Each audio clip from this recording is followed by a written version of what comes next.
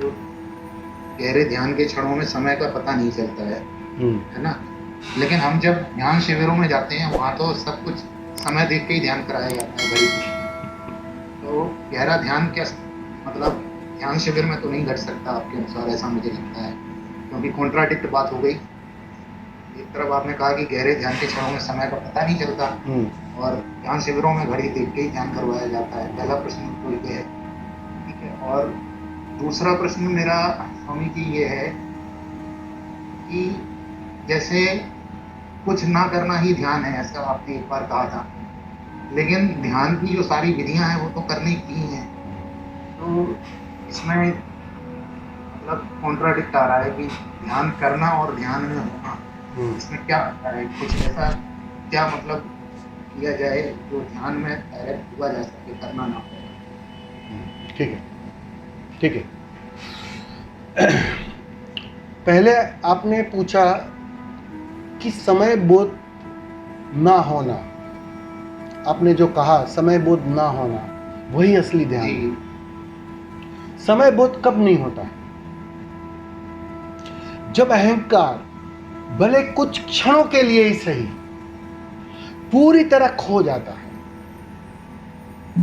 जहां तुम्हारे तरफ से बदलने की कोई सुविधा नहीं होती, जहां तुम्हारे तरफ से कुछ करने की सुविधा नहीं होती, पूरी तरह खो जाता है, तब तुम समय के पार चले जाते हो, समय बोध के पार चले जाते हो। अब समझो, अब ध्यान शिविरों की बात कर रहे हैं। देखो, ध्यान शिविर एक अलग आयोजन है। ध्यान शिविर में ध्यान करवाया जाता है, ये गलती है समझने की। वहां तो सिर्फ प्रयोगों के डेमो करवाए जाते हैं। प्रैक्टिकली आपको एक एक प्रयोग 3 दिनों में 5 दिनों में अलग अलग प्रकार के प्रयोग, क्योंकि वहां नए मित्र भी जुड़ते हैं, नई नई जगह पर ध्यान शिविरें होती है। अभी बहुत सारे मित्र ऐसे हैं जो सिर्फ ओशो को सुन रहे हैं, पढ़ रहे हैं, उनके अंदर एक रुचि आती है कि भाई ओशो इतना जब ध्यान पर जोर दे रहे हैं, इतनी बार उन्होंने कहा है, तो एक बार मैं ट्राई तो करूं, क्योंकि उसके बिना तो बात नहीं बनने वाली। उन्होंने कई बातों में कही है, तो अब उनके लिए कोई प्लेटफॉर्म तो बनाना पड़ेगा ना, कोई आयोजन तो करना पड़ेगा ना। तो ध्यान शिविर है क्या? ध्यान शिविर में सुबह से लेकर शाम तक अलग अलग प्रकार की अलग अलग अंतःकरण वाली प्रवृत्तियां करवाई जाती है, प्रयोग करवाए जाते हैं। अब उस प्रयोग से होता क्या है, एक कलेक्टिव एनर्जी बनती है, और उस कलेक्टिव एनर्जी में जब ध्यान कक्ष में एक साथ 50 लोग डायनामिक करते हैं या कुंडलिनी करते हैं या सत्संग वाइट रोप करते हैं, तो एक ऊर्जा का क्षेत्र बनता है। और उस ऊर्जा के क्षेत्र में तुम्हें वो जो स्वाद जिसकी बात कर रहा हूं मैं, समय शून्यता की, भले कुछ पलों के लिए वो लगना आसान हो जाता है तुम्हारी कम एफर्ट्स के बावजूद। तुम कम मेहनत करो, कम कूदो, कम नाचो, या तुम्हारी एफर्ट्स कम हो, फिर भी कोई प्रॉब्लम नहीं है, लेकिन कलेक्टिव एनर्जी तुम्हें सहज उठा लेती है और तुम उसका स्वाद ले लेते हो। और उस स्वाद को लेकर, अब स्वाद करता क्या है? ये स्वाद करता क्या है? ये स्वाद तुम्हारे अंदर एक गहरी तड़प पैदा करता है, गहरी प्यास पैदा करता है कि आज पहली बार तुमने अपना स्वाद लिया, तुम अपने घर आए, उसका स्वाद लिया, अपने होने का स्वाद लिया। तो सीधी सी बात है, जो उसको चख लेता है, वो कहते हैं ना, शेर जब खून को चख लेता है, बस उसके अंदर तड़प शुरू हो जाती है कि अब तो मांस खाना ही पड़ेगा, उसके पीछे दौड़ शुरू हो जाती है। अब ये स्वाद तुम्हें तड़पाएगा, तुम्हें दौड़ाएगा, नई नई शिविरों में आमंत्रित करेगा, तुम्हें घर में ध्यान करने के लिए प्रेरित करेगा, ताकि तुम घर पर कोई भी एक विधि, जैसे मैं हर बार समझाता हूं कि तुम ठीक से थोड़ा डायनामिक कर लो, ताकि तुम्हें पता चल जाए तुम्हारा अंतःकरण, क्योंकि कचरे की सफाई हो जाएगी। और फिर तुम प्रयोग करोगे तो अंतःकरण का पता चल जाएगा, और जैसे ही अंतःकरण का पता चल जाएगा तो उस विधि को फिर तुम पकड़ लो। फिर वो बैठकर करने की हो, नाचकर करने की हो, लेटकर करने की हो, कुछ ना करने की हो, कोई भी विधि हो, वो गौण बात है। बस तुम उसको पकड़ लेना, वो तुम्हारे लिए आसान हो जाएगी बात। तुम्हारे लिए वो कहते हैं ना, रास्ता मिल जाएगा।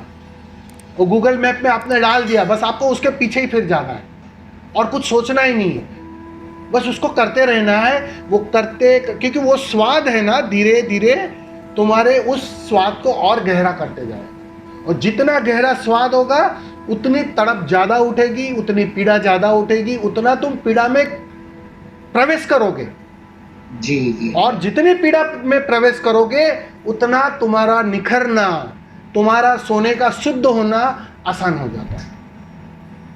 इसलिए शिविर में अपनी प्रॉब्लम, अपनी क्या बोलते परेशानी है ना, कि उसमें एक समय सीमा है कि 3 दिन दिया है तो 3 दिन में कोशिश तो यही रहेगी ना कि मैं ज़्यादा से ज़्यादा डिश आपको चखा दूँ, अब स्वाद ले लो। और फिर उसमें से असली ध्यान तो घर पर ही होता है।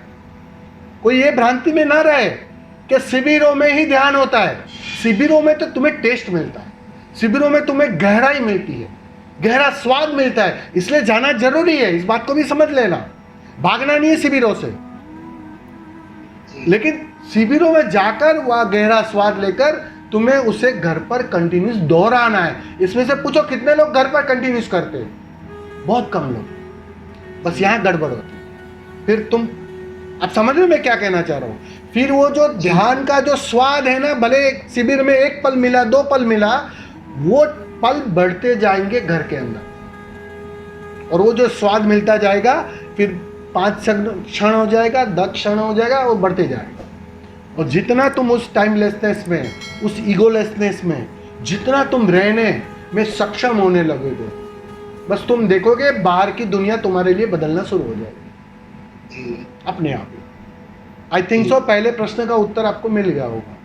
जी स्वामी जी, बिल्कुल क्लियर हो गई ना बात? इसलिए शिविरों में जाना है, भागना नहीं।